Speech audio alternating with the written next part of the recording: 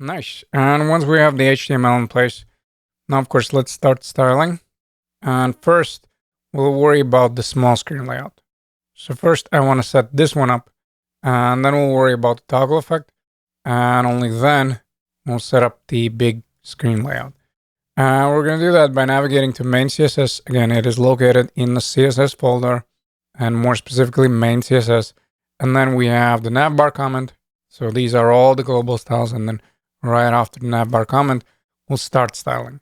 And let's just start with nav center, and eventually there's also going to be some styles for the navbar, but for time being, they'll probably not going to make sense. So I'll just add selector for the entire navbar. And first we'll start with nav center, and then you'll see what styles we want to add to the navbar as well. So let's start over here, and I just want to go with some kind of width. And since I want to set up this width fluid, meaning I want to set it based on a screen size, I'm going to go with width and then 90 view widths. So those are the units, and essentially that just means 90% of the screen width, regardless whether that's really small or really big. And then as far as the max width, we're going to go over here. And then remember, I mentioned that I'm going to be using the CSS variable for that. And in my global styles, I have max width set to 1120 pixels. So that's the width I'm going to use. So let me go back, and in here, I'm just going to say hyphen, and then max width. And what this means is that our content in navbar is never going to be bigger than 1120. That's why we have the nav center, and that's why we added, of course, that max width. Now, you'll notice right now that, of course, the nav center is all the way on the left-hand side. Why? Well, because we have the width, but we haven't set up the margin, or we haven't styled the parent container. So we have two choices. Either you go here with margin 0 and auto, so that will also always place it in the center, or we can work with a parent container. And in this case, we'll just say display flex and then justify content. We'll set it in the center. And lastly, we'll go with align items and we'll set it equal to center. But I can tell you right away that we won't be able to see that. Why? Well, because navbar doesn't have any height. So once we add the height, and that is going to be on a big screen, then we'll actually see this property in action. And if you're ever in doubt, I highly suggest just adding the background. So in this case, let's say you're confused what's happening with nav center. Simply go with background and then set it equal to red. Again, this is just going to be temporary. And then you can do the same thing with the navbar and change it around and set it equal to blue. And what you'll notice once you go to the big screen, so this is going to be that nav center. It's never going to be bigger than that 1120. And this is the remaining of the navbar. Again, if you're ever in doubt, two options. Either you can set up the border. That's also something that people use. Or you can just add the background colors. And that way you can clearly see, okay, so this is my nav center. And this is the remaining of the nav. And now, of course, since I have justify content center, you can clearly see that the nav center is sitting in the center of the navbar. So now let me comment these ones out because they're useful, but they're also a little bit annoying because, of course, I don't want to look at the red color all the time. And up next, I want to go with header. So now, of course, we're styling where we have the logo as well as the button. And this is going to be the case where I'll set up the height, and I'm going to go with 6 REMs. And what's really interesting is that once we get to the big screen, we'll change this height around. And effectively, we'll add the height to the entire navbar. But for now, since we're just styling the small screen, we'll go with height 6 REMs for the header. And then again, we want to go with display flex, and we'll go with justify content, and we'll set it space between.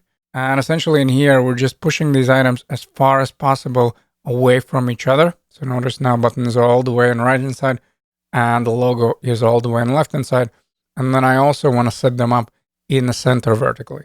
And of course, in order to do that, we just go with align items and center. Of course, you can use the grid for that, but it's just always my preference to stick with flex if you have these straight up horizontal and vertical layouts. Of course, once it starts to get more complex, then grid is always a better choice. And after that, I want to make my logo a little bit smaller. So go with a nav header, and then I'll target the image. And essentially, I just want to go with 200 pixels. So now you'll see that, of course, our logo is a little bit smaller. Then we want to go with Nav Button. As you can see, we already have a bunch of styles applied because we're using that global button class. But I just want to add a little bit different padding. So in here, let's go with Nav BTN, and then I'm looking for padding 0.15. And of course, I'm going to go with REMs. And then the same thing is going to be over here, where we'll go with 0.75 REMs. Essentially in here, just make this padding a little bit smaller and this one a little bit bigger. Of course, that is a choice. If you don't want that, you don't have to apply these styles. And then let's go for font awesome. And that one is, of course, the I element. So I'll go with Nav BTN, and then I'll set the font size equal to 1.25. So 1.25 REMs. And once we have the Nav button in place, then I just want to go for the links. So of course, now I'm talking about the entire list. And as far as the nav links, I'll set it equal to a display flex again. So display flex, and we're going to go with flex direction equal to a column. So now, of course, instead of being in one line, they're stacked one on top of each other. And then there's going to be more styles. So I'll add here to do, but we'll worry about them once we start actually toggling the links. And then we'll right away go for that one individual link. And that one has a class of nav link. And in here, let's go with display block. So we'll change from the inline one to a display block. Then we want to go for text align, and we'll set it equal to center. So now, of course, all the text is in the center. Then let's also add text transform, and we're just going to go with capitalize. And after that, let's add a different color. And in this case, I'm going to go for the gray one, but I'm going to go for 900. So now, of course, all the links have the same color as our text. And then let's go for letter spacing. And that one will be equal to our CSS variable. Then we want to add a padding, but we'll only add padding top bottom. So padding 1 REMs, and then left and right 0. And also I want to add a border on the top. So let's go border top 1 pixels solid. And then we're shooting for our CSS variable. So again, I'm going to go for gray and 500. So that's going to be my border. And then I also want to add the transition because as we'll be hovering, I'll change the color of my link. So I'm going to go over here with transition. That is equal to my CSS variable, of course, in the global styles. And then let's just go with nav link and then hover. So as we're hovering, we want to change the color and we'll set it equal to the primary one.